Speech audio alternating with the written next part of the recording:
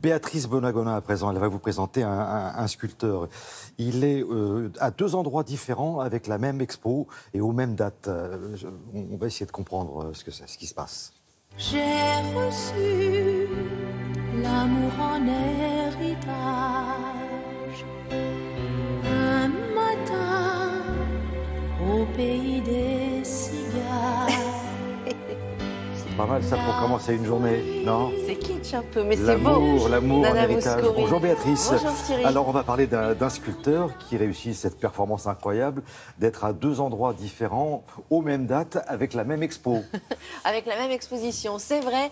On va dire la même exposition, mais finalement ce sont deux expositions en parallèle. On va plutôt dire ça comme ça. Une exposition à 7 avec des œuvres très récentes, dont une œuvre la plus monumentale. Je ne veux pas vous en parler, je vous la laisserai découvrir tout à l'heure parce que vraiment, c'est monumental et c'est incroyable. Je peux juste vous dire que ça fait 15 mètres de long, 6 mètres de haut, c'est génial. Donc ça a été fait spécialement pour cette. Ce musée qu'il avait reçu il y a 28 ans, 29 ans, c'était sa toute première exposition à Jean-Michel Othoniel à 7. Jean-Michel Othoniel. Et parallèlement à ça, il y a une exposition à Montpellier, avec des œuvres de sa collection à lui, finalement, son best-of, on va dire, de choses plus anciennes. Et on voit vraiment, si on a la chance de faire ces deux expositions, on peut vraiment voir tout son parcours, toute sa progression, ce qu'il a fait depuis 20 ans.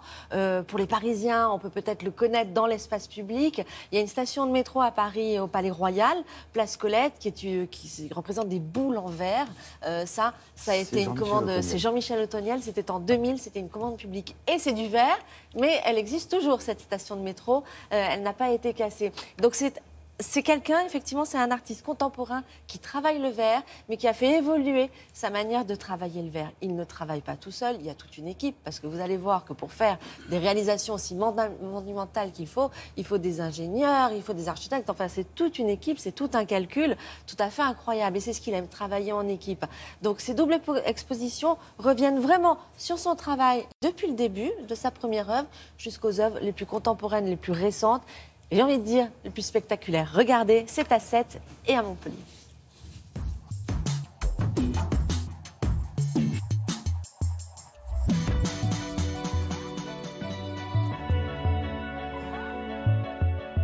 Ici à 7, c'est une grande exposition avec que des œuvres nouvelles, créées ces 2 dernières années. Vous avez des œuvres spécialement créées pour le lieu, dont la Grande Vague qui est derrière moi, qui est la pièce maîtresse. On est vraiment engloutis sous ce grand tsunami de briques de verre qui ont été soufflées en Inde, avec des noirs différents, des couleurs qui passent du noir au doré, au vert profond. C'est un peu les couleurs de la mer, du fond de la mer. On a l'impression de voir le plancton comme ça qui scintille autour de nous. Les sculptures qui sont montrées ici sont des sculptures vraiment monumentales. Et ce sont des sculptures pour lesquelles j'ai travaillé plusieurs années. 1 an et demi sur la vague, de calculs, avec des ingénieurs, des architectes, savoir comment cette chose allait tenir, comment on allait pouvoir suspendre au-dessus de la tête du spectateur, comme ça, toutes ces 2,5 tonnes de verre qui sont suspendues, et puis les 25 tonnes générales de l'œuvre. Donc c'est quand même quelque chose d'assez incroyable.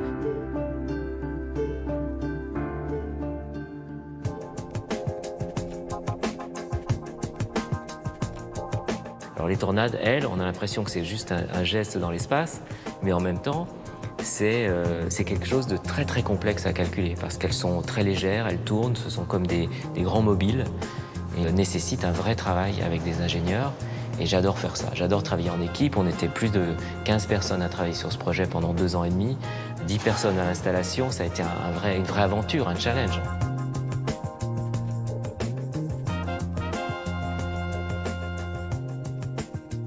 Ce qui se dégage de cette exposition, c'est vraiment un rapport au climat, au changement de climat, et je pourrais dire presque un regard sur l'avenir du monde. Et ça, c'est une chose que j'ai vraiment découvert ici, en mettant ces œuvres bout à bout, c'est que toutes elles parlaient de ce rapport aux éléments et de comment l'homme intervient sur les éléments.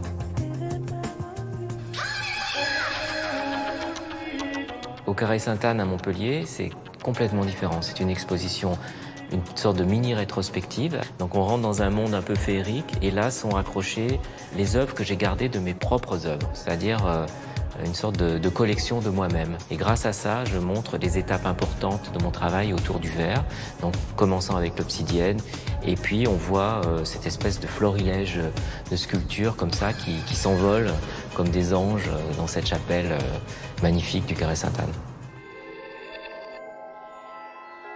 On voit comment les œuvres anciennes annonçaient déjà les préoccupations des œuvres d'aujourd'hui. Et dans l'exposition de Sète, on voit comment les œuvres aujourd'hui peut-être plus sombres gardent en elles ce côté merveilleux et poétique qu'il y a dans les autres œuvres. Là, on est dans un merveilleux qui nous questionne. Bon, je peux vous confirmer qu'on est tous très impressionnés, qu'on a beaucoup de questions à vous poser. C'est très impressionnant et en plus c'est très beau. C'est vraiment très beau parce que le verre, ça reflète beaucoup de choses, donc c'est féerique, c'est vraiment lumineux, c'est très chouette. Et en plus, c'est gratuit. Quand même, précisons-le, c'est tout l'été, c'est gratuit à Sète et à Montpellier. Voilà, comme on a des questions à vous poser, on sera ravis de vous retrouver un peu plus tard. Merci beaucoup, Je Béatrice. reviendrai.